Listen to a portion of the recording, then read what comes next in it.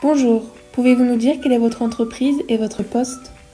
Bonjour, moi je m'appelle Elliot, je suis à QLC 69, donc une entreprise de transport routier de marchandises, et j'étais en assistant d'affrètement et d'exploitation. Moi c'est Mathis, j'étais chez DSD Panalpina, donc un transitaire au service maritime, en tant qu'agent de transit maritime. Bonjour, moi je m'appelle Arthur Dupérier, j'ai été dans une entreprise qui faisait des prestations logistiques qui s'appelle LSE et j'étais responsable logistique. Bonjour, moi c'est Julie, j'étais au centre hospitalier Alpes-Léman en tant qu'assistante logistique. Bonjour, donc moi c'est Audrey, j'étais donc dans le groupe Epner à Saint-Priest. J'étais donc assistante agent d'exploitation. Bonjour, moi c'est Mathieu, j'étais logisticien chez Easy10 pour le groupe Casino. Avez-vous des conseils pour réussir la formation en alternance? Pour moi c'est l'organisation, il faut savoir allier nos côtés cours et de l'entreprise. Quand on est en entreprise, ne pas oublier qu'on a des devoirs, qu'on a des mémoires, tout ça.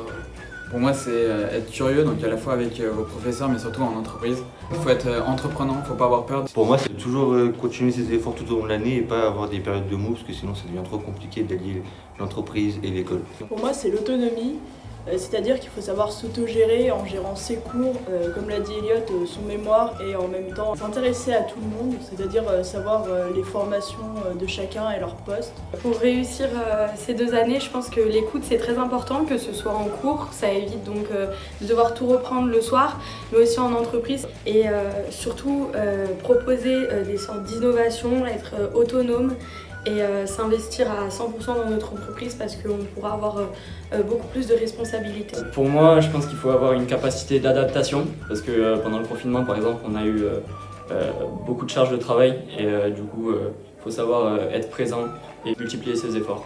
À mon sens, il faut être investi parce que c'est la clé de la réussite. Quels sont vos conseils pour réussir le mémoire? Alors pour moi c'est vraiment s'y prendre à l'avance, pas se prendre au dernier moment, que ça soit sur la mise en place du sujet et aussi sur l'écriture. Moi c'est surtout de ne pas hésiter à poser des questions, que ce soit à vos responsables, au directeur de l'entreprise et aux différents services, ce qui est très important pour avoir leur point de vue. Pour moi c'est la curiosité, il faut vraiment aller au bout des choses et ne jamais s'arrêter qu'au minimum. Pour moi c'est réellement de faire correctement les mémoires intermédiaires et les soutenances pour voir comment on peut évoluer et connaître nos points faibles. Et pour réussir son mémoire, je pense qu'il faut surtout s'accorder avec son maître d'apprentissage mais aussi son tuteur IUT pour fixer des dates limites de rendu de première partie de mémoire, etc. Et ça permet vraiment de s'organiser tout au long de l'année et d'avoir un vrai suivi, un vrai retour sur notre travail. Il ne faut pas hésiter à appliquer les méthodes qu'on nous donne ici à l'IUT. Il ne faut pas hésiter aussi à aller voir les mémoires des anciens, de ceux qui sont passés avant nous.